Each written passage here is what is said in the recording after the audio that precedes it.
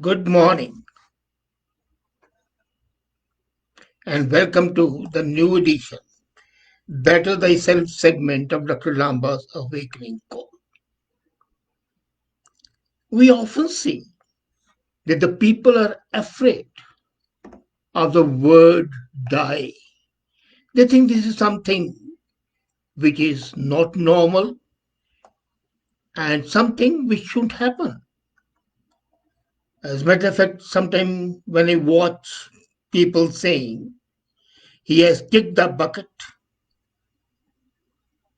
he has closed the eyes, I'm amazed that why is it that we want to ignore something which is inevitable.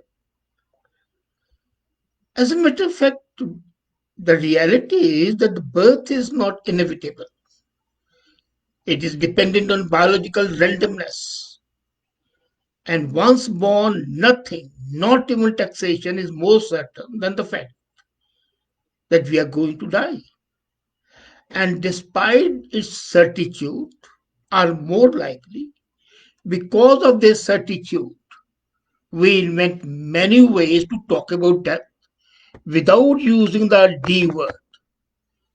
We speak about closing one's eyes, passing away, going to one's heavenly abode, meet one's maker, shuffle off mortal coil, kick the bucket, hand in our dinner pail, cash in our chips, or be sent off to push up daisies. I remember reading Alexander McCall Smith's delightful Botswana novels. People who are no more are said to have become late, a phrase denoting not that they have missed a scheduled appointment, but they have departed to join their ancestors. And that's happened in India, late Mr. So and so. In India, there is an area called Sundarbans. And people go there, the honey collectors, in search of the beehives. And there are a lot of tigers on that. And tiger in Bengali is called bagh. So they don't call it bagh because they think if they say bagh, the tiger would run. So they use the term born bibi, the lady of the forest, thinking that listening to the word baby, lady of the forest, the tiger would not come. So we employ a form of verbal evasion when we talk of death. And if we avoid using the D word, doom will keep its way. Is it possible? No, it's not. So it is better to be prepared for death. And there's an art which we have got to learn and understand. I remember when we had just done our masters and I had started my career, Harrison, the famous Beatles people, wrote a song and it was about the inevitability of death. The opening verse is very good. There will come a time when all of us must leave here. There's nothing Sister Mary can do will keep me here with you, as nothing in this life that I've been trying can equal or surpass the art of dying. Look, an artist would always appreciate not only the inevitability of death, but also the art of dying in a proper manner. And then, he's not despondent, he's not depressed.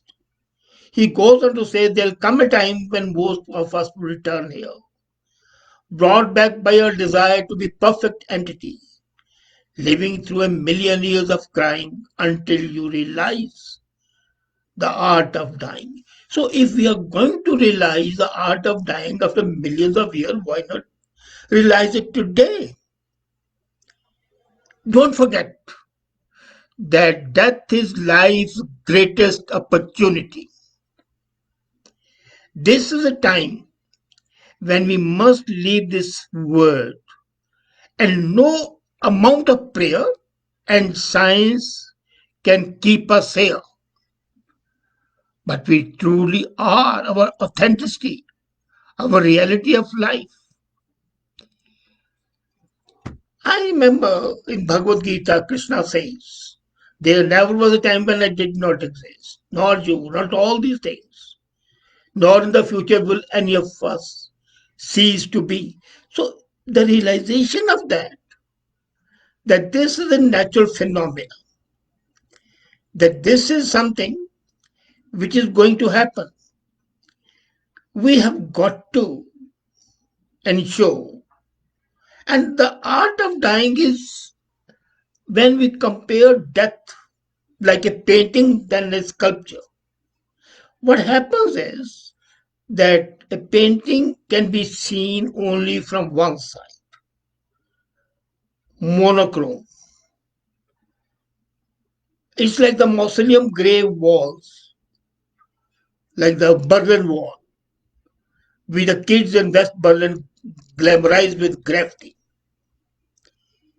But if you see it like a sculpture, a three-dimensional art form, then you would realize it. And then what's surprising is that you'll find hundreds of popular institutions that teach you how to live, how to make life healthy, organized, productive, stress-free, and more happy. Interestingly, that which is most important happening in life, nobody has paid attention to that. And there's no institution that really teaches about that, what it means, how it affects us. There seem to be no takers for a course of art of dying. We fear death because death brings an end to our life on this earth. We are apprehensive because we are afraid. Now, here's the art of dying. Do not be afraid. Be unafraid. What's going to happen is going to happen. So why be apprehensive of what will happen to us? The art of dying basically entails not to get intimidated by the fear of death. And death pertains to the physical body. After all, what's this body? It consists of certain elements and is a process of usual disintegration of those elements.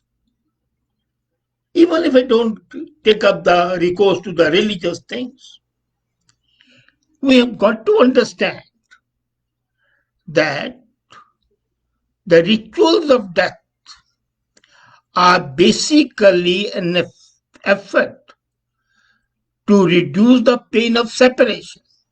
Now, what is death? It's a journey. Life is a journey and it has come to an end. Do we keep when we are at the end of a journey, you migrate from one country to another, from one place to another. But there is no noise, there is no grieving, there is no crying. When you choose to fritter away your lives in mundane activities, merely to satisfy your sensual cravings, fortunate are those who have a burning desire for liberation, and death is the liberation. I remember 3 years back, the doctors had sent me to hospice, telling me that I've got just 3 days to live. But I was not prepared to die. I had not learned the art of dying. And then I refused to oblige the doctor. I said, no, I'm not prepared. So the art of dying, the first ingredient is you should be prepared to die. This is going to happen. We don't know the time. As I said, birth can be postponed. Death cannot be. When knowledge and wisdom are absent, facts can be misused. If there is a balance, such a situation does not arise. So, what we do is we keep inventing new ways to describe the most inevitable thing in life, We should not. As a matter of fact, I loved reading Oliver Wendell Holmes when he said, "Live death, I'm coming." So it's not on death which is more important. It is I who is more important. I'm going to death. I'm going to meet death. That's a balanced view. And it's a universal law. Restraint and equanimity are the result of that balance. And when you are balanced, then death loses all its fear. John Donne in his poem says, "Death, be not proud, though some have called thee, because when I die, you die." So life and death work together. Joy and sorrow work together. There is no second that belongs entirely to life or entirely to death. The first second of life is also the first second of death. Death is not an event that takes place only after 70, 80 years. It can take place immediately on your birth. So creation and destruction go hand in hand. So the art of dying means that you understand about the inevitability and then accept it with equanimity. And then clutter. The art of dying means that you have got to declutter your mind and your body and your surroundings, whether they are material or psychological. There has to be a sublimation of ideas. But I'm not saying detachment. No, be sure. Detachment is when you try to run away. It's not run away, it's doing your job till the last second or till you can do. As I said, this is like a shadow of yours walking in the sunshine. You can't escape the shadow. So why try to do it? Our problem is that when we have a problem, we try to evade it. That's what we do with death. And to bring a death, the concept of death under control, here to tell you, but you're going to die quite soon. Me too. Suck of the wisdom while it's warm. Death does no harm to wisdom. Most important is decluttering your mind and be ready for death. Death, be not proud, though some have called thee. Oh, live death, I'm coming. It's a mental attitude. If we believe in transmigration of soul, then we have not to be afraid at all. And if we don't believe in transmigration of soul, it's a fact of science that everything has to undergo a change. Change is the law of nature. So if from breathing to non-breathing being, that's what death is. From a feeling, pulsating life, vibration, we become still, motionless, unable to feel any senses. So the art of dying basically encompasses three things. One is equanimity. The second is understanding is natural and inevitable. And the third most important is live today, live in the present, live this second, and don't think of the future. Don't think of tomorrow. And then cut the umbilical cord, this attachment to the material things and to the psychological things, affection with the family, sons, daughters, grandsons, granddaughters, brothers, sisters, siblings, relations. They are there and they are the ballast of life. But excessive dependence is paralyzing. So to be prepared for that, to learn the art of that, you have got to understand that change is inevitable. Don't take death as an end. Take death as a change. We say it's a journey, life is journey. So this is one stoppage, or rather the end of the journey. You reach the end of journey. As I said, when you migrate you one, or go from one place to another, there's an end of journey. So when we do not weep over that, and I know you are going to say, well, that is reversible, and this is irreversible. So what? Isn't your growth from a puking, mewling child to an adolescent, to an adult, to an old person not irreversible? All change is irreversible. It's a chemical change. Take it as a chemical change and take it as an adventure. It's unknown, so why should I not be prepared to undertake the adventure?